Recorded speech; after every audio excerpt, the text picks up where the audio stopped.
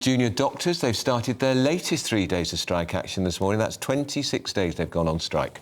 It's after talks between the government and the British Medical Association broke down earlier this month. And there are warnings that elderly patients will be most at risk over Christmas. Well, joining us now is Junior Doctor Basha Mukherjee. I hope I pronounced your name correctly. Doctor, good morning. Are you not concerned that elderly people will die over Christmas because of you withdrawing your labour? I'm very concerned. Why are you doing it then? Well, I'm personally not striking on this occasion, but I think the government really needs to come forward and hold a discourse, but rather we feel that they're actually ignoring our pleas and working against us by trying to threaten us of anti-strike motions rather than coming forward and facilitating this discussion. So I blame the government. Well, do you not think demanding a 35% pay rise when nurses got 5 or 6% is unreasonable and unrealistic? Well, we've got to think about what the alternative to that is. Right now, we are at real danger of losing all our doctors. Right now, 63% of the NHS workforce in terms of doctors relies on foreign doctors. And we're talking about, the Tory government is talking about, putting a stop on immigration. But here we are bringing in more and more foreign doctors instead of relying on doctors who are homegrown, essentially. 1 in 3 doctors that qualify in the UK are thinking of leaving the NHS within 2 years of being in the NHS. Well, there's a very simple solution to that, Doctor. Change the contract so that when you've completed your training at vast expense to the taxpayer, you have to work in the NHS for at least another 5 years. Job done. Well, you know that goes against the rights of doctors as staff members to essentially strike against working conditions, and we still have that right. And by enforcing all these laws, it's just going to not allow people to want to go into this profession at all. And I feel really sad for upcoming medical students that are probably dreading wanting to go into this field, which is a vocation. Basha, part of the problem here is that you, junior doctors, are risking losing all the public sympathy, of which I'm sure there has been quite a lot of. But you're now on your 26 days of strikes. I mean, that's as much as a lot of people have holiday per year. And it's at a time when we've got all these winter viruses, winter pressures. Why do you have to strike at this time of year? If you're determined to strike, could you not do it when things aren't quite... Well, in fact, it's always pressured within the NHS, but particularly over Christmas. It's an awful time of year to be doing this. I hear exactly what you're saying, and you said it yourself, that there is no right time to strike. And actually, this has been an ongoing discussion since summer now. This started in summer, and this could have been put an end to much earlier had the government been a little bit more negotiative rather than just fobbing us off, essentially.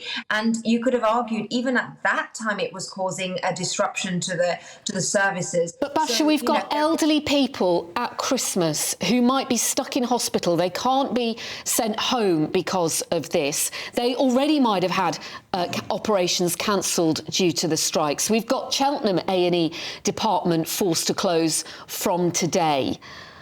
Does this not play on your conscience at all?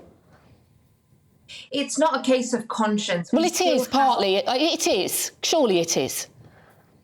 Well, there is no right time to strike, essentially. We've been striking every month, pretty much with the exception of November. So when would have been a better time? Essentially, we're only striking for these next 3 days, and then it's the Christmas break. So there is no right or wrong time to strike. It's going to cause disruptions. And the point of that is to show that we are valuable to the workforce, and there needs to be something done quickly to put patients not at risk in the way that is being done. It's not just our responsibility.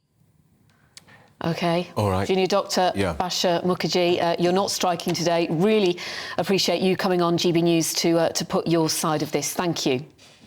Richard Tice is here from Reform UK, leader of Reform UK. Can I just remind you, Richard, what the Hippocratic Oath says, which doctors sign up to? They should refrain from causing harm or hurt.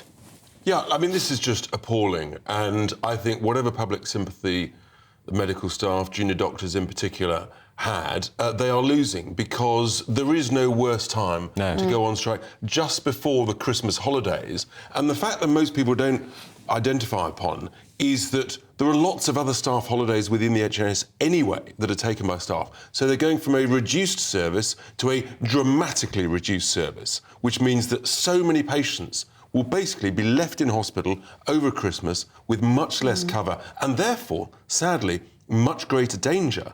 And the implications will reverberate throughout the whole of January. People will literally die because of this. Waiting lists will continue to grow, and the ongoing increase in suffering is extraordinary. And you're right, they're in breach of their Hippocratic oath. This was completely predictable. But does the government, Richard, have a part to play in this? Because it takes, both parties to get round the table. I think some people thought new Health Secretary Victoria Atkins, she might bring a bit of sensibleness to this. Yeah, no, this has been ongoing for actually many, many months. But they've already turned down, let's remember, 8.8% plus another 3%. Yep. The 35% was ludicrous and lost them a great deal of support in the first place. But yes, the government has a significant responsibility, because for a very long time they've refused to do the sensible thing to retain and attract frontline staff. I put forward a healthcare plan exactly a year ago saying how you needed to retain and attract staff, where you'd have 3 years, 0 basic rate income tax for all frontline healthcare and social care staff. That would have resolved all of these strikes a year ago. So this is absolutely at the government's door, but the timing of this strike is so selfish,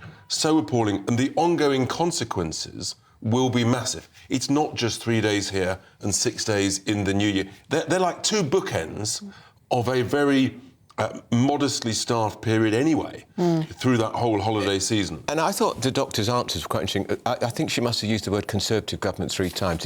It feels to me an intensely political strike. Well, We've all looked at the BMA, the people who are running the BMA. British Medical Association, it's not an association. No. It is a deeply hard-left Marxist union. It is. No ifs, no buts. Yeah. That's what it is, and it doesn't care about anybody else. And you look at the people running it, and I think it does a great disservice to the fantastic role that all doctors, junior doctors, senior doctors, registrars play. And I think the BMA, the number of medical people who say to me, "I've resigned from the BMA over their attitude," is extraordinary. And a great shame, actually. Do they not have a point because they haven't had a pay rise that's kept up with inflation? Well, that's the real world of tens of millions of people across the whole of the United Kingdom. I mean, this idea that only they should keep pace with inflation. We'd all love to keep pace with inflation, but the reality is it's been tough for a very long time because we haven't had growth in the economy. That's what's gone on.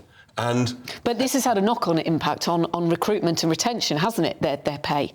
Which is why the NHS is in such a pickle. I mean, waiting lists at the moment, what are they at? 7.7 million. Actually, the real point is they're recruiting far too many people in the back office, management, administration, equality, diversity and inclusion roles. It all sounds very lovely jubbly. It doesn't help cure people in the beds and get them out of the beds and back home again. That's the issue. They're not striking in Scotland, are they? Well, they've sorted it there. They had a different pay. Was it 12%, I think they got in Scotland? Something like that. They've resolved it there, and of course now Scotland's increasing its taxes on everybody. I mean, they're heading towards sort of socialist doom even faster than the rest of them. And in Wales, which is very much Labour, they're going on strike in Wales in January. So, but they never mentioned the Labour Party, of course, the BMA, because this is all about trying to bring down the Tories. What about my idea, Richard, that actually doctors, if they're trained for 6 or 7 years at vast public expense, it should be part of that contract that they stay here for a minimum period, or they pay back some of the training costs? It's a very interesting idea, and there's a flip side to it, which is that also if doctors do stay for, let's say, 5 to 10 years, pro rata, if they stay for 10 years, for example, all of their student loans could be reduced, and that's one of our ideas, could be reduced 10% a year over that 10-year period. That's a great motivator to stay in the NHS and repay that training and faith that has been placed in them. Right.